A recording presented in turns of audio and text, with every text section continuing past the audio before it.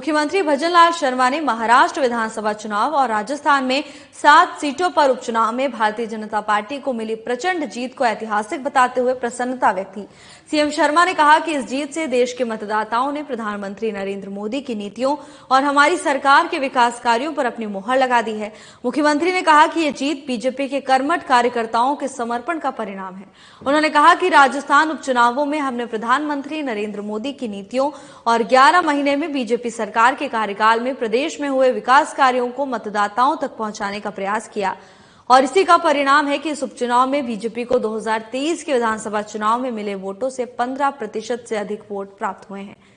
उन्होंने कहा कि आज भारतीय जनता पार्टी और प्रधानमंत्री नरेंद्र मोदी पंडित दीनदयाल उपाध्याय के संकल्प के अनुसार समाज के अंतिम व्यक्ति तक योजनाओं का लाभ पहुंचाने की दिशा में काम कर रहे हैं, जबकि कांग्रेस और अन्य दल चुनावों में झूठ और भ्रम फैलाते हैं। ऐसी राजनीति को जनता ने अपने वोट से जवाब दिया है।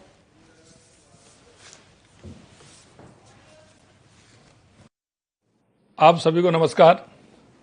महाराष्ट्र में महायुति की ऐतिहासिक प्रचंड जीत पर देश के यशस्वी प्रधानमंत्री श्री नरेंद्र मोदी जी को हार्दिक बधाई, शुभकामनाएं।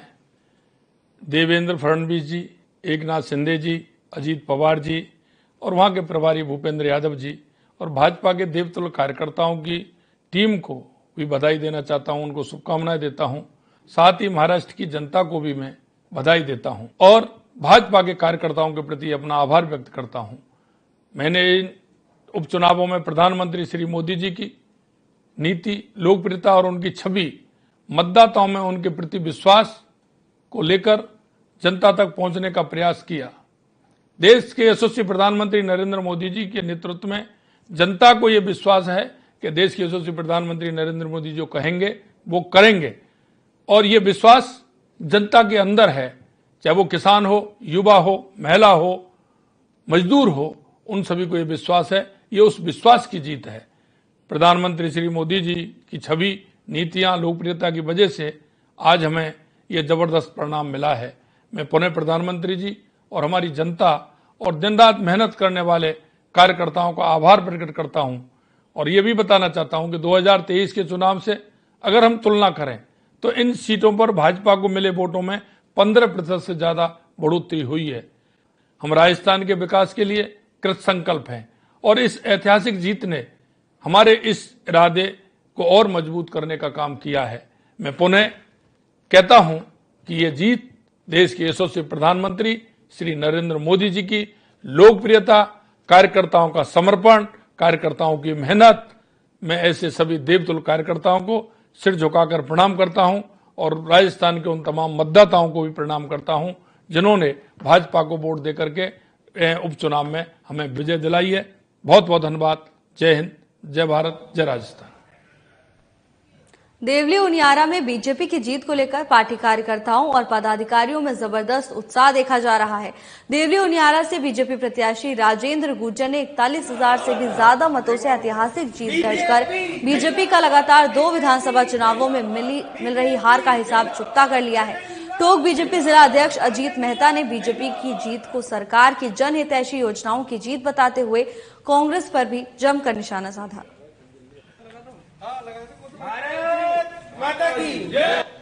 आज के राजस्थान के उपचुनाव के अंदर देवली उनियारा विधानसभा के अंदर कांग्रेस के तिलिस्म को खत्म कर भारतीय जनता पार्टी के कार्यकर्ताओं ने देवली उनियारा में भारी मतों से इस विधानसभा को जीता है और जीत का अंतर भी इतना बड़ा है कि मुझे लगता है कि आजादी के बाद सबसे बड़े अंतर से जीतने वाली विधानसभा हुई है, क्योंकि इसमें कार्यकर्ताओं ने प्रत्याशी बनने के बाद राजेंद्र गुर्जर को जिस तरह का माइक्रो मैनेजमेंट कर बूथ की तैयारी, पन्ना प्रमुख शक्ति केंद्र तक जाकर और हमारे प्रभारी मंत्री, हमारे जिले के गौरव, हमारे मंत्री कन्हैयालाल चौधरी साहब और हमारे इस विधानसभा के प्रभारी लोकसभा के सांसद दामोदर जी अग्रवाल साहब ने जिस तरह के माइक्रो मैनेजमेंट कर कार्यकर्ताओं की हर बूथ पर जिस एकमुखी होकर चुनाव लड़ा है, निश्चित इस सारी जीत का श्रेय मैं कार्यकर्ताओं को देना चाहता हूं।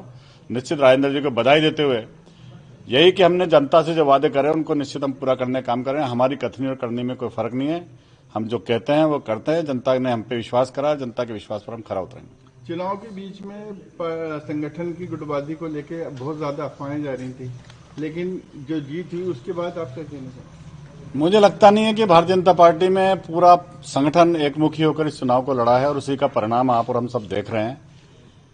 कुछ लोग हो सकते हैं कि उनके पास विषय नहीं होता तो वो इस तरह की बातें करते हैं। हमें कहीं लगता नहीं है कि भारतीय जनता पार्टी का एक एक कार्यकर्ता, चाहे मंडल का कार्यकर्ता हो चाहे जिले की पूरी टीम हो, उस विधानसभा के अंदर एक एक मंडल के अंदर काम कर रही थी और एक एक मंडल में जिले की टीम ने जो काम करा है वहां परिणाम में परिवर्तित भी हुआ है।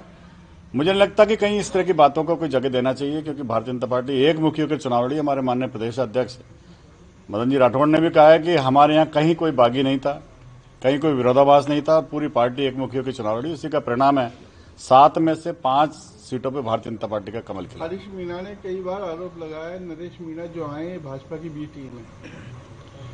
देखिए साहब, वो दोनों कांग्रेस के लोग थे, दोनों एक समाज के लोग थे।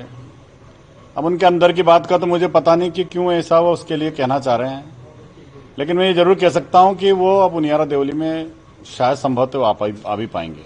आने वाले चुनाव में नरेश मीणा एक चुनौती नहीं होगा? निर्दलीय उम्मीदवार 60,000 वोट लेके आया है। निर्दलीय चुनौती होगा, भारतीय जनता पार्टी को इस बात के लिए कोई फर्क नहीं पड़ता।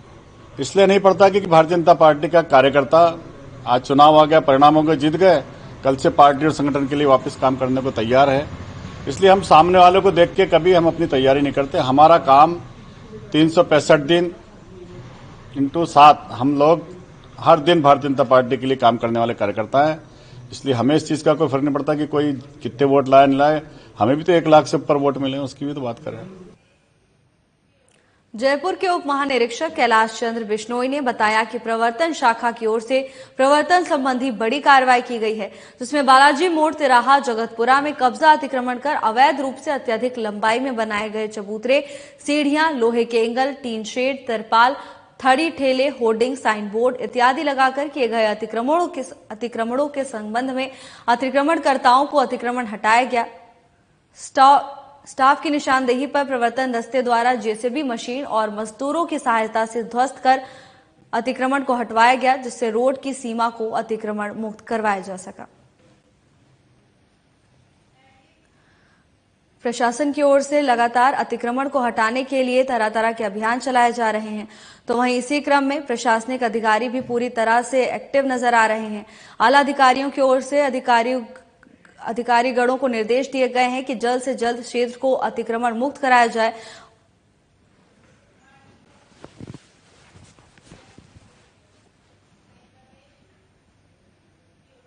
राष्ट्रीय सेवा योजना के तत्वाधान में राज्य महिला नीति के तहत कार्यालय पुलिस अधीक्षक कोटपुतली बहरोड की प्रशिक्षण टीम की ओर से आत्मरक्षा प्रशिक्षण शिविर का आयोजन किया गया। हरसोरा थाना अधिकारी प्रदीप यादव ने बताया कि हरसोरा की राजकीय उच्च माध्यमिक बालिका तथा राजकीय उच्च माध्यमिक विद्यालय की बालिकाओं को महिला थाना कोटपुतली कांस्टेबल राजबाला जाट मीरा गुजर ने छात्राओं को आत्मरक्षा से संबंधित पंच मारना, ब्लॉक मारना, hip throw, shoulder throw, side punch, block, palm block, kick मारना जैसे अभ्यासों की जानकारी भी दी गई। तो वहीं इस दौरान दोनों स्कूल के करीब 350 बालिकाओं को आत्मरक्षा के गुण सिखाए और कहा कि विपरीत परिस्थितियों का आत्मविश्वास से मुकाबला करने के लिए तैयार किया जा रहा है। इस दौरान स्कूल की छात्राएं और पुलिस के जवान मौजूद रहे।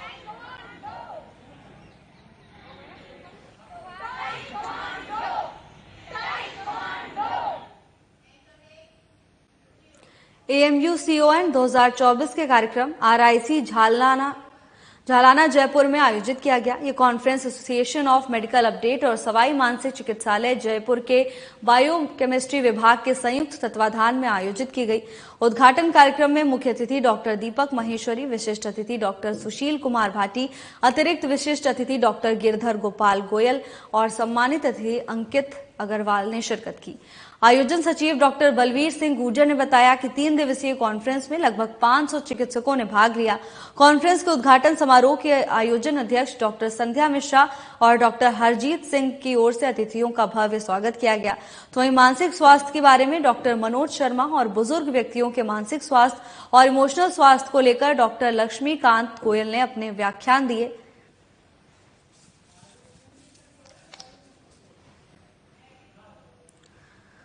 जयपुर में एक भव्य कार्यक्रम का आयोजन किया गया, जिसमें 500 चिकित्सकों ने भाग लिया। इस दौरान बायोकेमिस्ट्री विभाग के तत्वाधान में तमाम अधिकारीगण और आम जनता मौजूद रही। उद्घाटन कार्यक्रम में मुख्य अतिथियों ने दीप प्रज्वलन के साथ कार्यक्रम की शुरुआत की, तो वहीं कांग्रेस के उद्घाटन समारोह के आयोजन अध्यक्ष डॉक्टर संध्या मिश्रा और डॉक्टर हरजीत सिंह की ओर से अतिथियों का भव्य स्वागत किया गया। इस कार्यक्रम के दौरान मानसिक स्वास्थ्य के बारे में डॉक्टर मनोज शर्मा की ओर से जानकारी साझा की गई, तो वहीं बुजुर्ग व्यक्तियों के मानसिक स्वास्थ्य और उनके इमोशनल अवेलेबिलिटी को लेकर डॉक्टर लक्ष्मीकांत गोयल ने ब्रीफिंग की।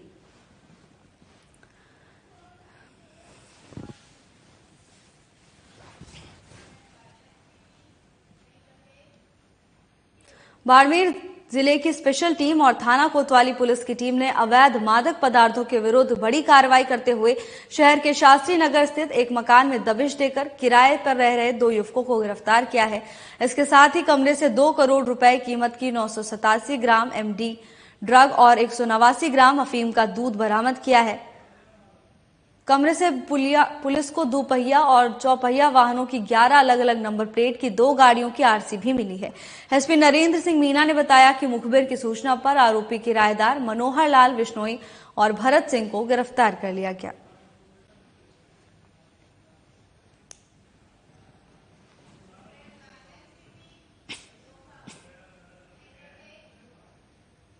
चूरू जिले की सिद्धमुख थाना पुलिस ने एक युवक से रेलवे में सरकारी नौकरी लगाने के नाम पर 3 लाख रुपए की धोखाधड़ी करने के मामले में आरोपी जोगेंद्र सिंह और कैलाश कुमार को गिरफ्तार कर लिया है। एसपी जय यादव ने बताया कि 7 सितंबर को थाना सिद्धमुख के भटोट निवासी 22 वर्षीय युवक करमवीर जाट ने एक रिपोर्ट देते हुए बताया कि हमारे गांव के शीशपाल और जोगेंद्र और बुंगी निवासी कैलाश कुमार ने रेलवे में सरकारी नौकरी लगाने के नाम पर उससे 3 लाख रुपए नगद लिए। नौकरी नहीं लगने पर जब उसने पैसे वापस मांगे तो उसने वापस नहीं किए। रिपोर्ट पर मुकदमा दर्ज कर जांच एएसआई राम नारायण द्वारा शुरू कर दी गई है, जिसके बाद आरोपियों को गिरफ्तार कर दोनों को कोर्ट में पेश कर पुलिस रिमांड पर लिया गया है, जिनसे पैसों की रिकवरी और अन्य सहयोगियों के संबंध में गहन पूछताछ की जा रही है।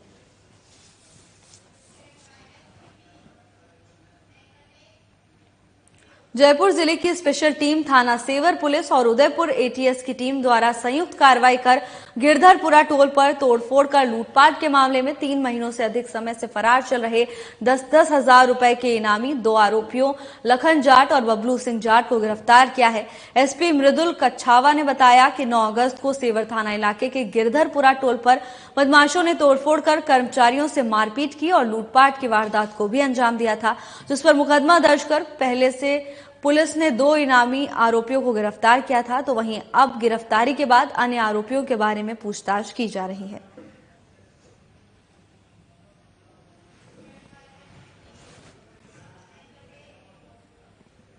मुख्यमंत्री कार्यालय में शुक्रवार को सीएम भजनलाल शर्मा ने जन स्वास्थ्य अभियांत्रिकी विभाग की समीक्षा बैठक को संबोधित किया। बैठक में जन स्वास्थ्य अभियांत्रिकी के प्रमुख शासन सचिव भास्कर ए सावंत ने मुख्यमंत्री को प्रस्तुतिकरण के माध्यम से विभागीय योजनाओं और बजट घोषणाओं की प्रगति की जानकारी दी। तो वहीं सीएम ने कहा कि राज्य सरकार का लक्ष्य है कि प्रदेश के प्रत्येक नागरिक को स्वच्छ पेयजल उपलब्ध हो। इसके लिए राज्य सरकार प्राथमिकता के साथ काम कर रही है। उन्होंने कहा कि इसके लिए धन की किसी प्रकार की कमी नहीं आने दी जाएगी।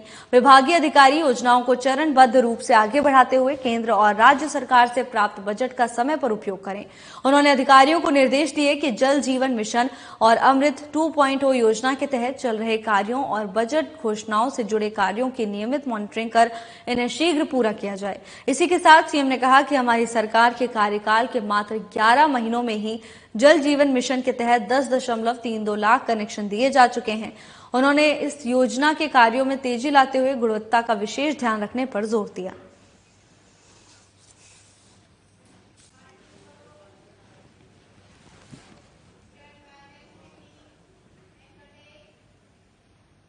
उप मुख्यमंत्री दिया कुमारी ने भाग्यनगर हैदराबाद में आयोजित लोक मंथन 2024 कार्यक्रम में grand narrative for a great Bharat विषय पर कार्यशाला में भाग लिया।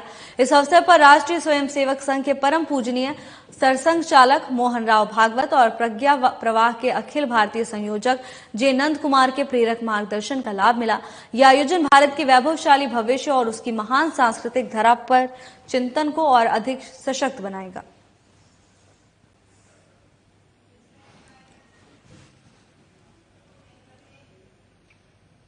शिक्षा संकुल में शुक्रवार को उप मुख्यमंत्री प्रेमचंद भैरवा की अध्यक्षता में प्रदेश के उच्च शिक्षा विभाग के प्रशासनिक अधिकारियों की एक महत्वपूर्ण बैठक का आयोजित की गई।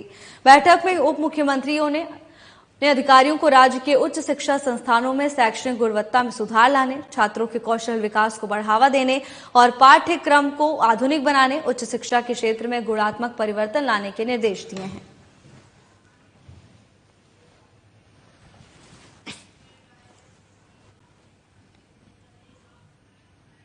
जल संसाधन मंत्री सुरेश सिंह रावत ने 2 दिवसीय उत्तर प्रदेश यात्रा के दौरान उत्तर प्रदेश के मुख्यमंत्री योगी आदित्यनाथ से शिष्टाचार भेंट की। इस अवसर पर रावत ने मुख्यमंत्री योगी आदित्यनाथ को तीर्थराज पुष्कर की यात्रा के लिए आमंत्रित भी किया। राजस्थान और उत्तर प्रदेश के मध्य जल संसाधनों की सहभागिता और कार्य योजना के संदर्भ में संवाद किया गया। तो वहीं मुख्यमंत्री योगी ने राजस्थान में बीजेपी सरकार की ओर से जल उपलब्धता की दिशा में 1 साल में किए गए अभूतपूर्व निर्णयों की सराहना की और इसे ऐतिहासिक बताया। इसके साथ ही उन्होंने योगी जी को पुष्कर में बनाए जा रहे ब्रह्मा कॉरिडोर और विकास कार्यों की कार्य योजना के संबंध में भी विस्तृत रूप से जानकारी दी। रावत को सीएम योगी ने गणपति जी की प्रतिमा भी भेंट की।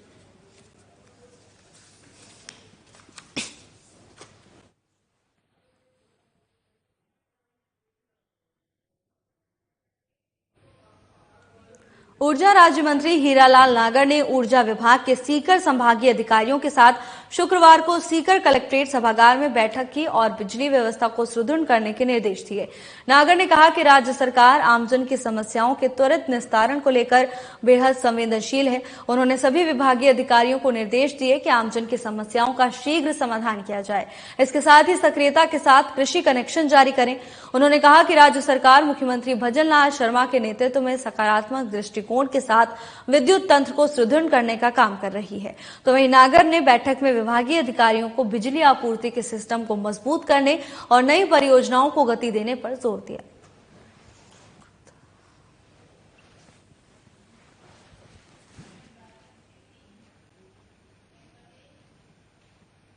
पशुपालन मंत्री जोराराम कुमावत ने शुक्रवार को पाली जिले के ग्राम पंचायत खैरवा के राजकीय बालिका उच्च माध्यमिक विद्यालय के नवीन भवन निर्माण के लिए भूमि पूजन और नवीन भवन की आधारशिला रखकर शिलान्यास किया और ग्राम पंचायत की ओर से विभिन्न योजनाओं में करवाए गए कार्यों का लोकार्पण भी किया। तो वहीं इस मौके पर कुमावत ने कहा कि प्रधानमंत्री नरेंद्र मोदी के नेतृत्व में बालिका शिक्षा को आगे बढ़ाने की दिशा में जोर दिया गया है और महिलाओं के लिए हितार्थ कई कदम उठाए हैं, जिससे आने वाले समय में सभी बालिकाओं महिलाओं के भविष्य में आगे समाज की मुख्य धारा से जुड़ने का मौका मिलेगा। इस मौके पर उन्होंने बालिका शिक्षा पर जोर दिया और कहा, यही उम्र है, इस समय जितना पढ़ोगे उतना भविष्य में आगे बढ़ोगे। इसीलिए इस विद्यालय भवन के बनने पर बालिकाओं के लिए समुचित शिक्षा और इंफ्रास्ट्रक्चर की सुविधा मिलेगी।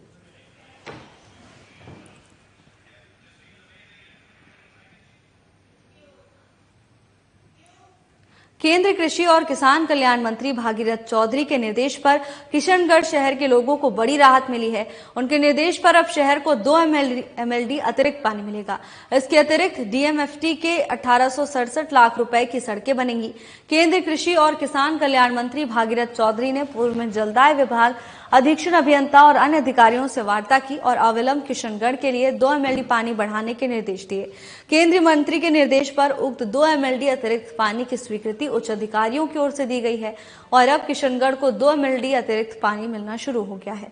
अधिशासी अभियंता ने बताया कि उक्त 2 MLD अतिरिक्त पानी प्रतिदिन मिलना प्रारंभ हो गया है। इससे किशनगढ़ के सभी क्षेत्रों में 48 घंटों में पानी की निर्बाध सप्लाई सुचारू रूप से की जा रही है।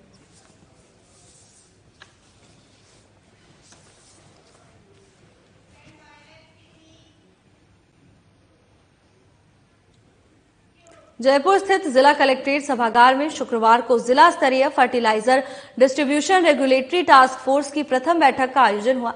जिला कलेक्टर डॉक्टर जितेंद्र कुमार सोनी की अध्यक्षता में इस बैठक में जिले में विभिन्न उर्वरकों की उपलब्धता, महीनेवार मांग और अधिक मांग बढ़ने वाले क्षेत्रों के चिन्हीकरण के बारे में चर्चा की गई। जिला कलेक्टर ने सभी उर्वरक उत्पादक आपूर्तिकर्ता संस्थाओं के प्रतिनिधियों को निर्देशित किया कि जिले में उर्वरक की मांग अनुसार आपूर्ति कर निर्धारित दर पर कृषकों को उपलब्ध कराना सुनिश्चित करें और विभागीय अधिकारियों को जमाखोरी और कालाबाजारी को रोकने के लिए उर्वरक निरीक्षणों के माध्यम से प्रभावी गुण नियंत्रक कार्रवाई कराने के निर्देश दिए।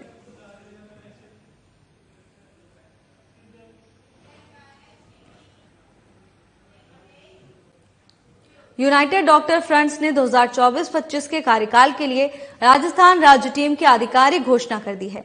ये घोषणा यूडीएफ के राष्ट्रीय अध्यक्ष डॉक्टर लक्ष्य मित्तल की स्वीकृति और गवर्निंग काउंसिल के विचार विमर्श के बाद की गई है। नवगठित टीम में डॉक्टर भरत पारिक को राज्य अध्यक्ष नियुक्त किया गया है। डॉक्टर विकास मिल्की और डॉक्टर मीनल राजौरिया राज्य महासचिव के रूप में, जबकि डॉक्टर तेजवीर गुर्जर और डॉक्टर लोकेंद्र बिडियासर राज्य उपाध्यक्ष के रूप में अपनी जिम्मेदारियां निभाएंगे। इसके अलावा डॉक्टर अनीश यादव, डॉक्टर आयुष गहरवाल और डॉक्टर हेमेंद्र सिंह शेखावत को राज्य संयुक्त सचिव के पद पर नियुक्त किया गया है। नवनिर्वाचित टीम को बधाई देते हुए यूडीएफ के राष्ट्रीय अध्यक्ष डॉक्टर लक्ष्य मित्तल ने कहा कि यह टीम चिकित्सा समुदाय के हितों की रक्षा करने और राजस्थान में स्वास्थ्य सेवाओं को मजबूत करने के लिए समर्पित है।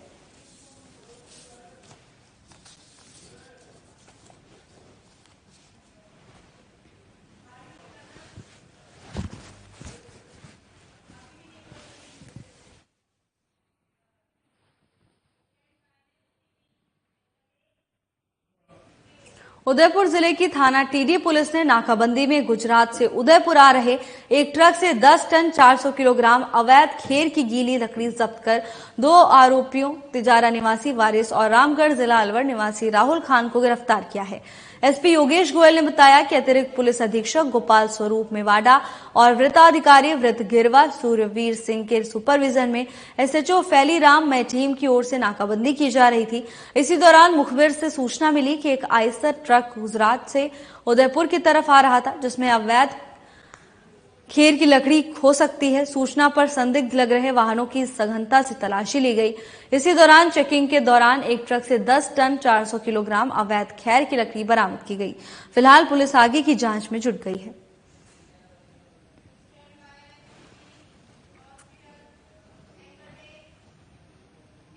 राजकीय कार्यों का कुशलतापूर्वक संपादन करने के उद्देश्य से चिकित्सा शिक्षा विभाग की ओर से प्रदेश के सभी राजकीय मेडिकल कॉलेज और संबद्ध अस्पतालों के प्रधानाचार्यों और अधीक्षकों के लिए 1 दिवसीय वित्तीय प्रशिक्षण कार्यशाला का आयोजन किया गया।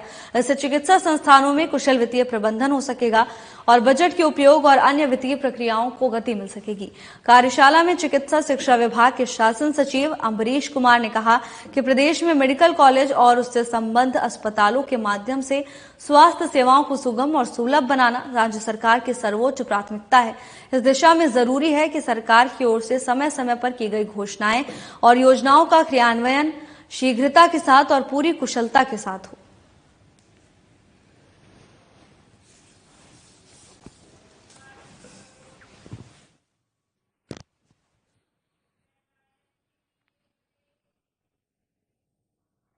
कृषि और उद्यानिकी विभाग के शासन सचिव राजन विशाल ने शुक्रवार को दुर्गापुरा स्थित international horticulture innovation and training centre का दौरा कर अधिकारियों को इस ट्रेनिंग सेंटर में ज्यादा से ज्यादा किसानों को उन्नत तकनीकों का कृषि प्रशिक्षण देने के लिए कहा। राजन विशाल ने किसानों को प्रशिक्षण के दौरान प्रायोगिक प्रशिक्षण प्रदान किए जाने के लिए संस्थान के फल वृक्ष क्षेत्र, संरक्षित खेती, सब्जी उत्पादन, नर्सरी, ड्रिप इरिगेशन आदि गतिविधियों का निरीक्षण किया। उन्होंने IHITC के कैंपस, छात्रावास, प्रयोगशाला आदि सभी जगहों का बारीकी से निरीक्षण किया और संस्थान की तरफ से सफाई और मेंटेनेंस के आवश्यक दिशा निर्देश भी प्रदान किए।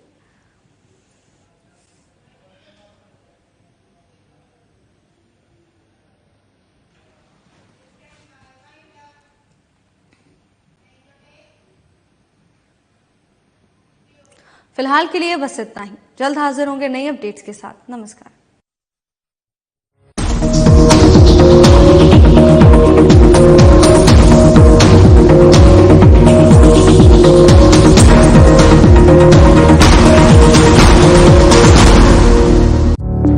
Through constant innovation, the group provides